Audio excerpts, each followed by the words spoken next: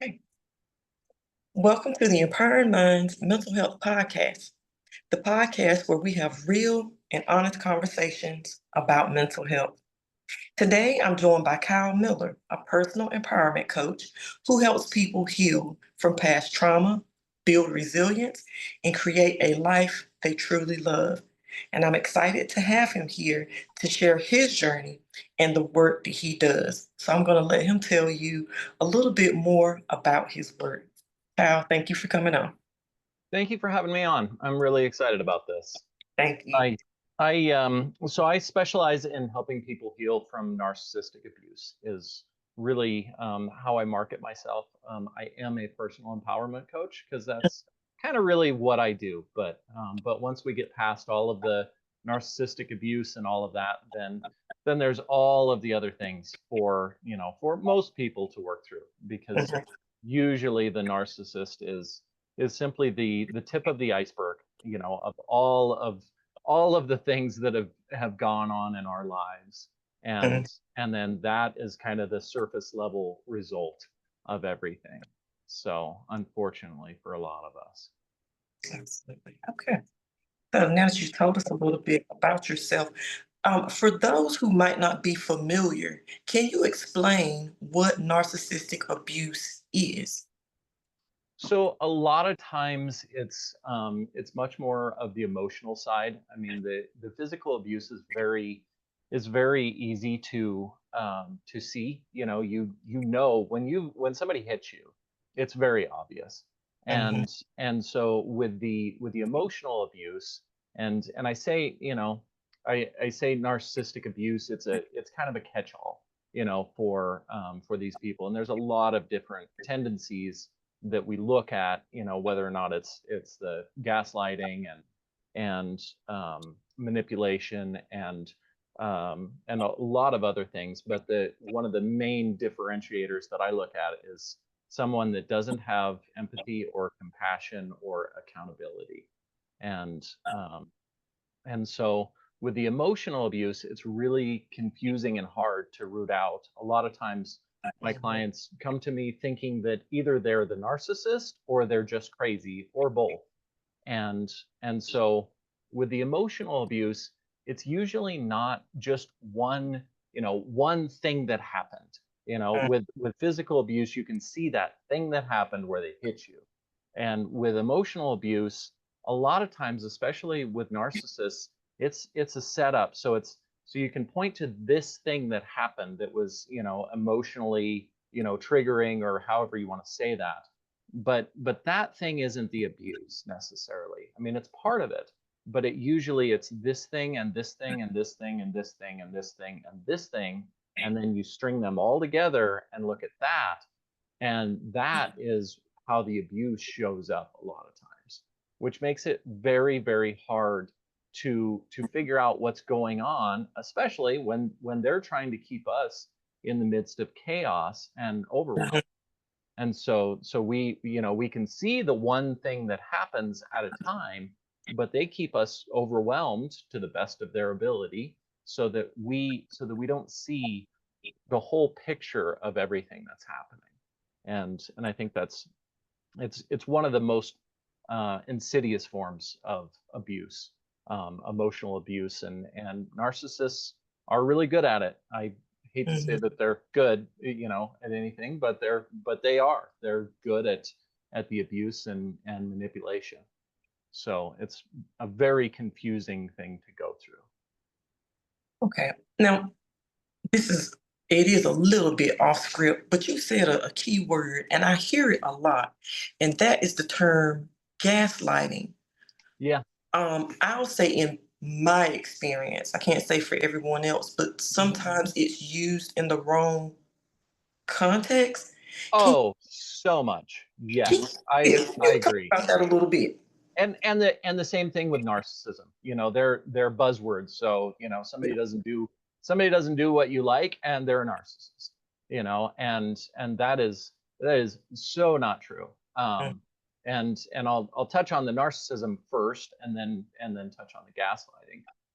So with narcissism, a lot of people are throwing that around, And what's very interesting when you dig more into a lot of the different, and I'm not a counselor psychologist, so I don't diagnose any of these Right. things, but when you look at codependency and CPTSD and unhealed attachment wounds, ADHD, there's a lot of tendencies that people have that all kind of are very similar in a lot of different diagnoses that people would get, and Mm-hmm. they all, from the outside, they look like narcissism. And so I mean, there are people, especially like fearful avoidance, unhealed attachment, they will Mm-hmm. gaslight you. and but it comes from a different place than with the narcissists. And I think one of the key distinctions is that most of those dysfunctional behaviors that we do, depending on it, codependency or whatever else, most of those come from us protecting ourselves, our emotions, avoiding our emotions, all of those things. And with narcissists, it's pretty much essentially for power and control. And so it's a very it's subtle when you see it, but it's very distinct as well. And as far as gaslighting goes, gaslighting is not a lie. Lying is not gaslighting, although you use lying to gaslight someone. And so the way that it shows up is usually in them doubling down, because what gaslighting is when it's a lie which is structured, or multiple lies added onto in a way that makes us question our own reality and our own sanity. Mm-hmm. That's what gaslighting is. Um Okay. so you did this thing, no, I didn't do that. That's the lie. And then where the gaslighting comes in is you're crazy. You always think that I do all of these things that I don't do. And that is the gaslighting. But the initial thing, I didn't do that, that's simply a lie. And it's another one of those things that's very subtle, but it's also very distinct in the difference.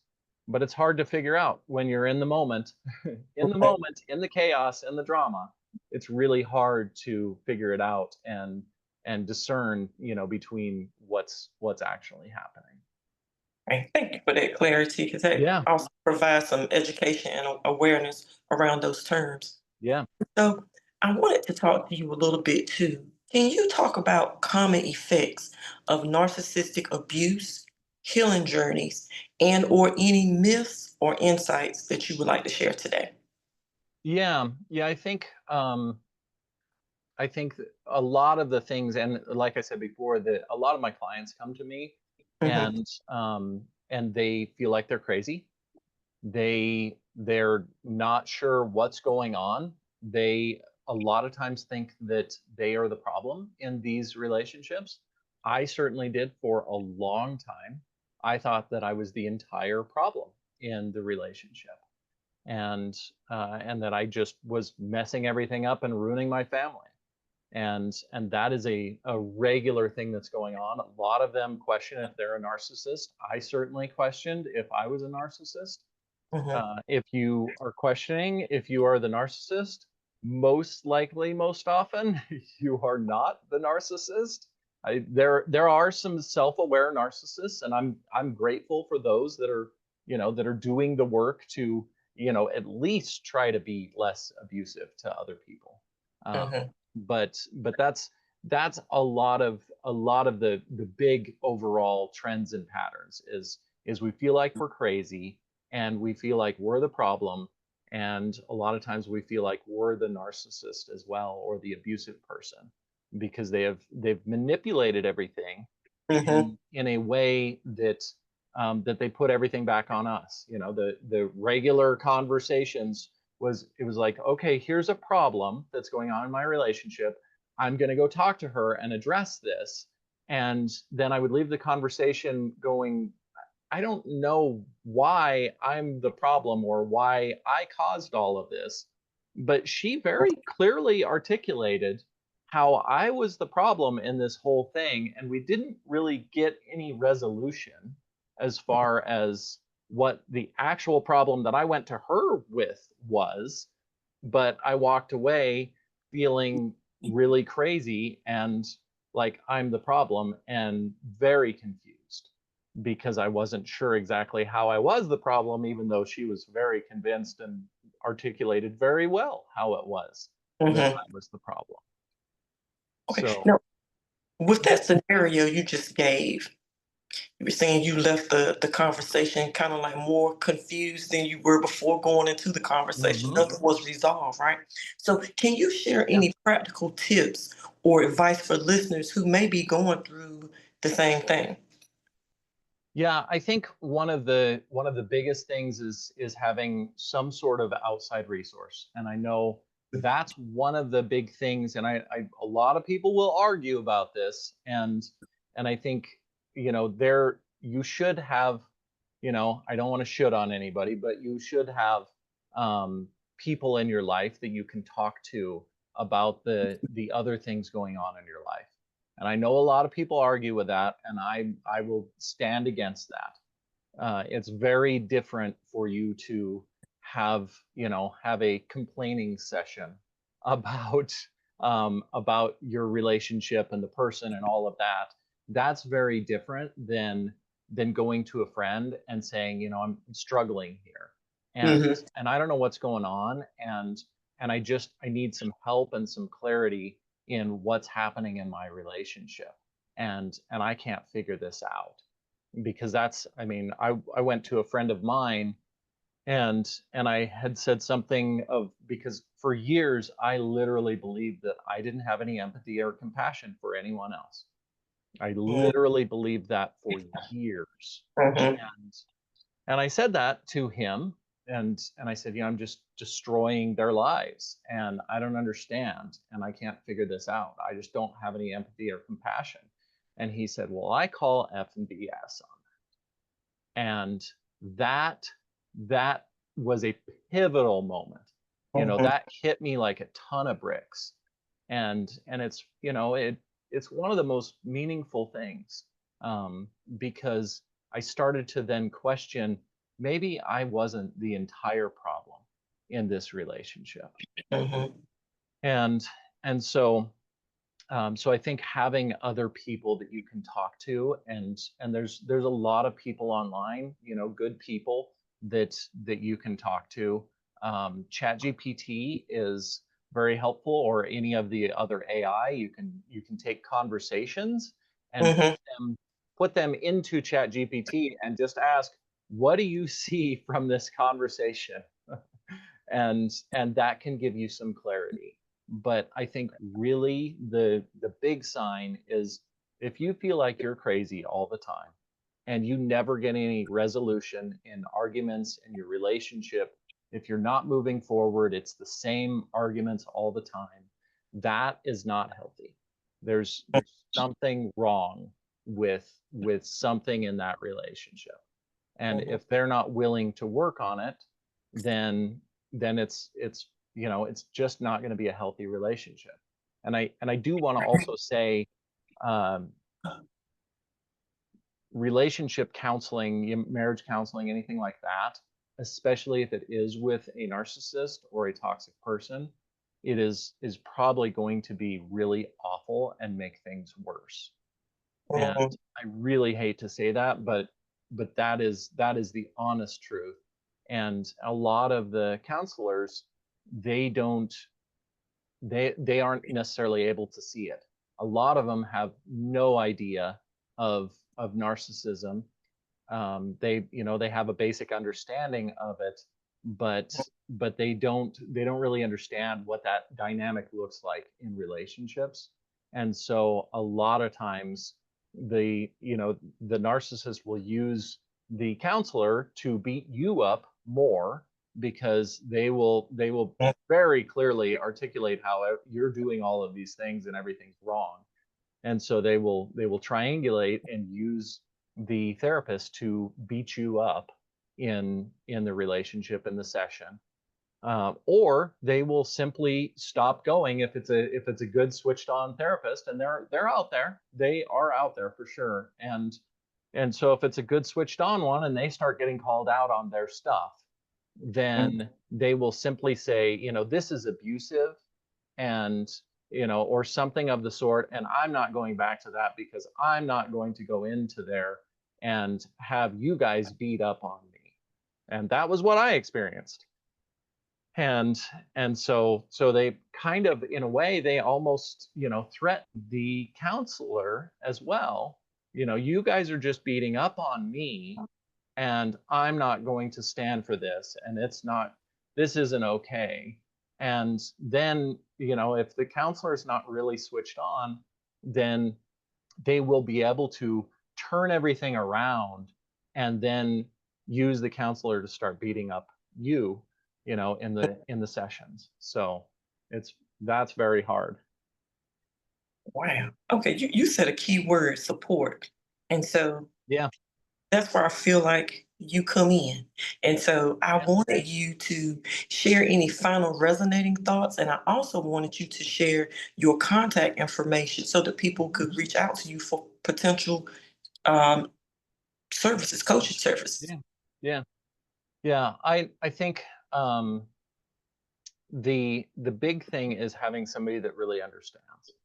Mhm, And it's really hard to understand this in a lot of ways if you haven't gone through it. mhm, And the amount of struggle that I went through in getting help from the people that, the professionals that I went to get support and help from, it was very hard. And a lot of times I had to figure out how to present everything to them in a way so that they could help me with the thing that I needed help with. mhm. And that's not something my clients get to come to me, no preparation, there's no homework. You just show up and unload all the stuff, and I'll sort through the pieces and help you make sense of all of the things that have happened. And that's the way really good support should look, is you just get to show up as you get to unload all the things, and then they help you work through it. And so that's really what I do for my clients. KyleMillerCoaching.com is where you can find me, and I'm happy to talk to anybody, no matter what is going on. You can always reach out. My mission is for no one to ever feel alone or hopeless in going through this. I know what that's like, and I don't want anyone else to ever go through that.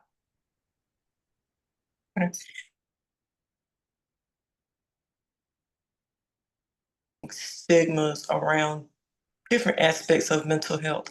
And so you've helped me accomplish that goal today. And so I will be in contact with you soon. I'm going to put your contact information in the description so that, in case people want to click on that link and reach out to you, they'll be able to do so. But again, thank you for coming on and bringing some education and awareness today. Thank you so much for having me on. Sure. Thank you. Take care. All right. Bye-bye. Bye.